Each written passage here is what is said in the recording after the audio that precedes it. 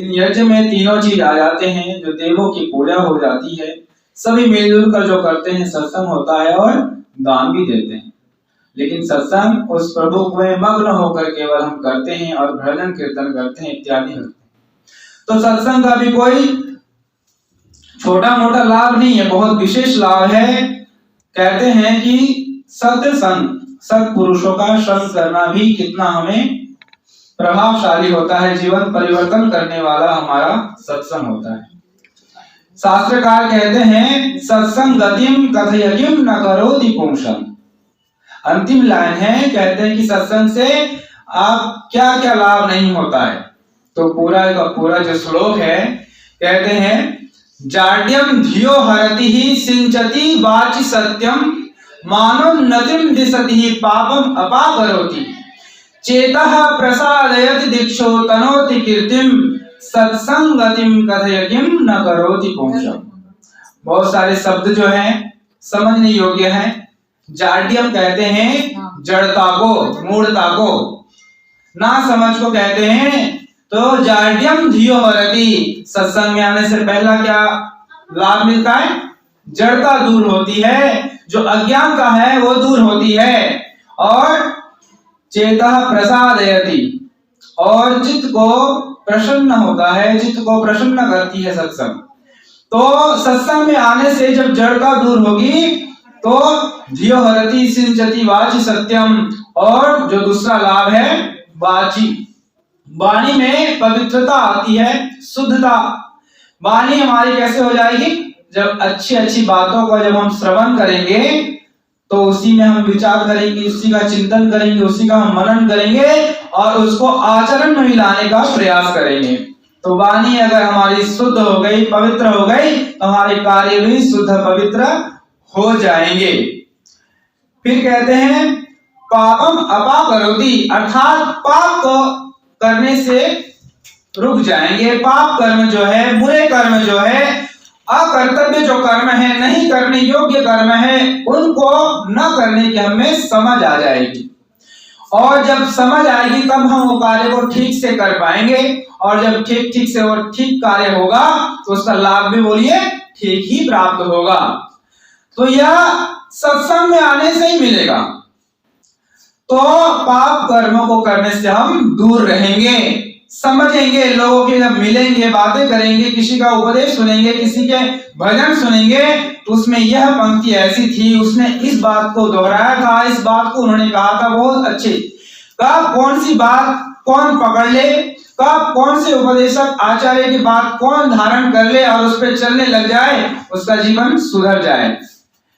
हमारे स्वामी श्रद्धानंद जी का साथ क्या हुआ था? पिताजी ने जोर जबरदस्ती भेजे थे कि चलो सत्संग सुनो, और आप जानते ही हैं कि उनका जीवन कैसा था। लेकिन वो जोर जबरदस्ती जब गए तो उन्होंने जब उस तेजस्वी महापुरुष ऋषि दयानंद जी को देखा, उनका चेहरा देखा, व्यक्तित्व को देखा, उनके वेशभूषा को देखा, उनके प्रवचनों को जब सुना, तो सीधा से सीधा एकदम से उनके दिल पे छाप पड़ गया और उन्होंने सत्संग से इतना जीवन को ही पूरा बदल दिया, पूरा का पूरा इतना बदल दिया कि वो अभी उनके शिष्य के रूप में उभरे और उनको अभी हम पूछते हैं, उनको सभी जानते हैं। तो सत्संग का ही प्रभाव है।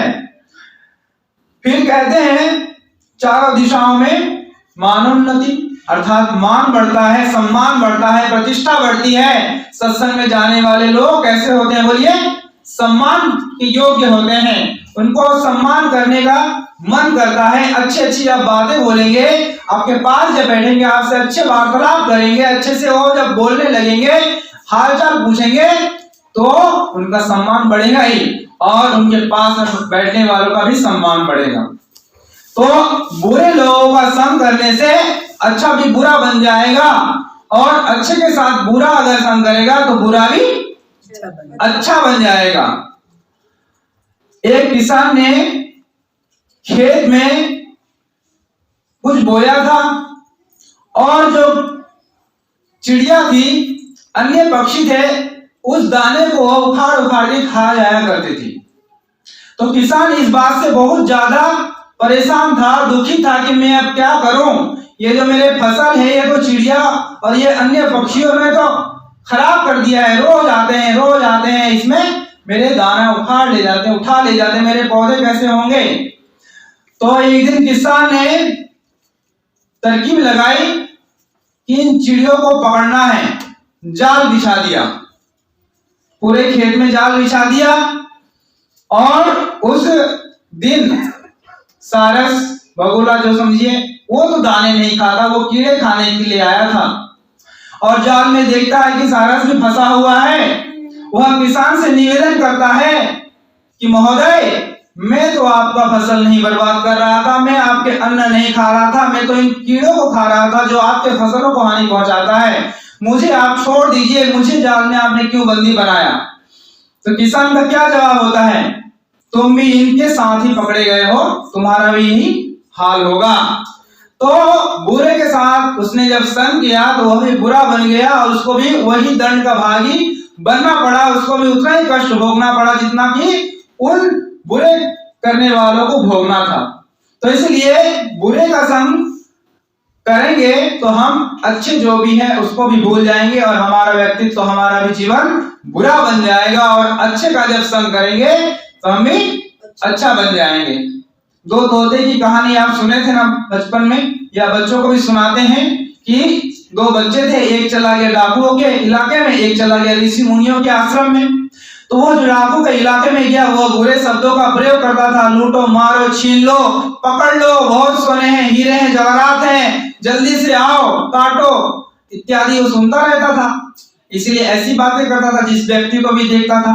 लेकिन जो आश्रम में गया था, पेड़ों पे वो अपना जीवन व्यतीत कर रहा था, बड़ा हुआ था, नमस्ते जी, आइए जी, विश्राम कीजिए जी, जल ग्रहण कीजिए जी, आपका हाल क्या है।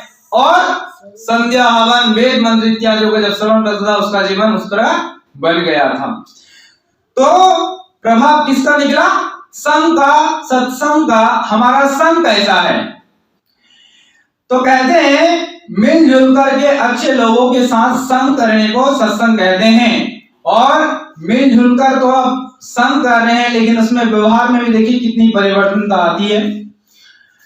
मनुष्य का व्यवहार भी मिलजुल कर वाला होना चाहिए, वह चाहे कोई भी वस्तु हो, कोई चीज हो, कोई सामग्री हो इत्यादि।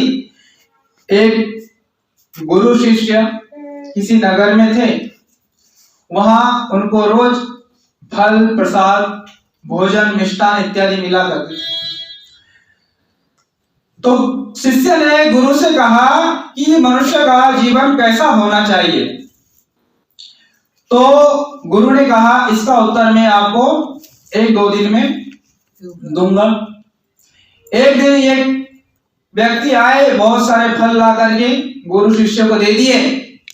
तो गुरु ने सीधा सा फल झपट कर लिया और खाना शुरू किया, फल इत्यादि खाना शुरू किया, मिष्ठान खाना शुरू किया। और जो व्यक्ति आया था, जो यजमान आया था, जो भी व्यक्ति आया था, उस सज्जन उससे बात तक नहीं किया। तो यह देख करके वह व्यक्ति बड़ा निराश हुआ, कहा कि मैंने इतने श्रद्धा से लाया, चलो ग्रहण तो कर ली मेरे वस्तुओं का, लेकिन मुझसे बात भी नहीं की, मेरे हालचाल भी नहीं पूछे, ना मुझे कोई बातें बताए, ना कोई उपदेश दिए। कैसा ये गुरु है। तो रूठ कर चला गया। तब शिष्य से गुरु कहता है, क्या कहेंगे क्या वो व्यक्ति, कहते कि अच्छा नहीं कहा, रूठ कर चला गया। कह रहा था कि यह बस खाने में लगा है, मेरे वस्तुओं को तो ले लिया लेकिन मुझसे बात नहीं करता है, रूठ करके गया। तो दूसरे दिन फिर कोई सज्जन आया फल लेकर में, मिठाई और भी अन्य भोजन इत्यादि। तब गुरु ने क्या किया, उन सारे वस्तुओं को फेंकने लगा। बातों की हालचाल पूछा, और कैसे हो, ठीक हो, घर में कैसा है, सब ठीक है। कहते कहते वो वस्तुओं को फेंकता था, रास्तों में फेंकता था, सड़क में गंदी जगह में फेंकता था, जिसका कोई फिर दूसरी बार प्रयोग ना आ सके। तो यह देखकर और ज्यादा वह उस पहले व्यक्ति से ज्यादा क्रोधित हुआ कि मेरे से बात तो की, हालचाल पूछे, लेकिन मेरे लाए हुए सामान का इतना अपमान फेंक दे रहे हैं। इतना ही अगर पसंद नहीं था तो ना लेते या मना कर देते, फेंक क्यों रहे हैं। तब फिर गुरु ने शिष्य से कहा, अब यह दूसरा व्यक्ति क्या कहता है, कहते हैं कि यह तो पहले से भी ज्यादा क्रोध होकर गया, आपने उसके सामानों को, उसके लाए हुए पदार्थ वस्तुओं को फेंक दिए। फिर तीसरी बार कोई आया, तब गुरु ने सामान भी लिए, जो भी था खाने के सामान, बात भी किए, अच्छे से वार्तालाप किए, हालचाल पूछे, कुछ उपदेश भी दिए। तब वह व्यक्ति प्रसन्न होकर के गया, यह महाराज, यह महात्मा, यह जो ऋषि है, यह जो गुरु है, पंडित है, यह महापुरुष अच्छे हैं, मेरी बातों को सुने, मुझे कुछ उपदेश भी दिए और मैं जो लाया हूं प्रेम से उसे ग्रहण भी किए। तब शिष्य से फिर पूछते हैं कि अब इसने क्या कहा, इस सज्जन ने तो कहा ये बहुत प्रसन्न होकर गया गुरु, और यह तो आपकी प्रशंसा ही करता करता जा रहा है, बहुत ज्यादा प्रसन्न होकर के गया। तो अब भाव क्या निकला, शिष्य का जो प्रश्न था कि मनुष्य का जीवन कैसा होना चाहिए, तो कहा कि मिलजुल कर बोलना, मिलजुल कर रहना, मिलजुल कर खाना, मिलजुल कर सब कुछ करना ही अच्छा जीवन है और हर मनुष्य का ऐसा जीवन होना चाहिए। तो यह जीवन आजकल असंभव सा नहीं है। आज के समय में, आज के समय अनुसार हम भी अपने जीवन को इस तरह बना सकते हैं, इस तरह हम अपने जीवन को बदल सकते हैं। अर्थात बिल्कुल वैराग्य की बात करते हैं तो क्या कहते हैं कि मनुष्य का जीवन कैसा होना चाहिए, धैर्यम यस्य पिता क्षमा च जननी। कहते हैं मनुष्य का जो पिता होता है वह धैर्य होना चाहिए, और क्षमा च जननी, जो माता कैसी होगी, क्षमा होनी चाहिए, अर्थात उसके अंदर क्षमाशीलता इतनी हो कि माँ के समान क्षमा भरा हुआ होना चाहिए। फिर शांति चिरम गेहिनी, और जो धर्म पत्नी है, गृहिणी है, वह शांति, उस व्यक्ति का जो पत्नी कैसी होनी चाहिए, शांति के तुल्य पत्नी होनी चाहिए, उसी प्रकार उसका जो शांति है वही उस व्यक्ति का पत्नी है। फिर कहते हैं सत्यम मित्रमिदम, और सत्य ही उसका मित्र है, सत्य से बड़ा मित्र कोई नहीं है। आजकल हम तो उपनिषद के एक वाक्य को बोलते हैं सत्यमेव जयते, लेकिन असत्य बोले बिना जीता भी नहीं जाता, असत्य बोले बिना रहा भी नहीं जाता। हर व्यापार, हर क्षेत्र में, हर जगह देखिए असत्य बोलते हैं, असत्य का ही बोलबाला है, असत्य का ही जोर शोर से चल रहा है। तो जरूरत पर असत्य बोलना ठीक है, लेकिन जहां उचित बिल्कुल नहीं है, अनुचित जगह पे सत्य हम असत्य क्यों बोले।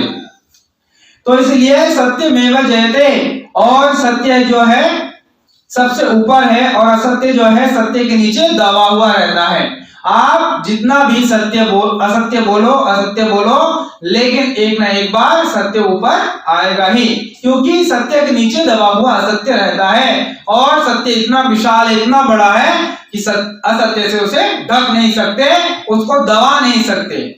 तो इसलिए सत्य जो है मनुष्य का मित्र होना चाहिए।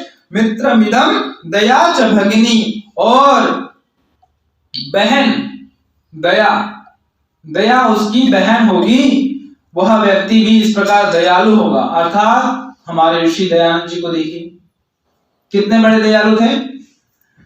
मौत के मुंह में डालने वाले उस जगन्नाथ को रुपया देकर बोला तू भाग जा, नहीं तो मेरे जो शिष्य हैं या जो मुझे प्रिय है, मेरे जो प्रिय है वो यहाँ पे जो अभी पता लग जाएगा तो तुझे मार डालेंगे, तू ये कुछ पैसे पकड़ और यहाँ से चला जा। तो इसको दया कहते हैं। तो इतने बड़े दयालु थे हमारे ऋषि, और देश को आगे बढ़ाते रहे, समाज के लिए उन्नति तरक्की करते रहे, और देश को इतना उन्नति के ऊपर ले आए। फिर आगे कहते हैं श्लोक की पंक्ति में, सैया भूमि तलम, ये बात थोड़ी अजब सी लगेगी, है ना। सैया जिसकी, भूमि जिसकी सैया है।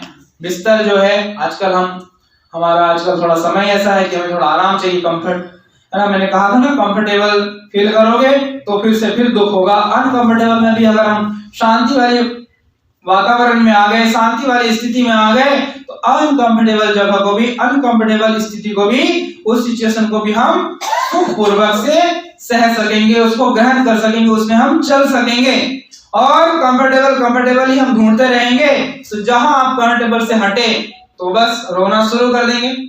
आजकल के बच्चे जैसे कि बस कुछ दिक्कत हुआ, खाना नहीं है, या फिर कुछ टूट गया, कुछ फूट गया, अपने बुद्धि नहीं लगाएंगे तो बस रोने लगेंगे, मम्मी ये हो गया, पापा ये हो गया, आज आपने खाना ये बना दिया। अनकंफर्टेबल, अर्थात उसमें भी उसे खुश होना चाहिए, कोई बात नहीं, आज आपने दोबारा से परोठा बना दिया, मैं खा लेता हूँ, कल आप कुछ अच्छा बना नया बना दीजिएगा, आज फिर से पूड़ी बन गई, कोई बात नहीं, खा लेते हैं।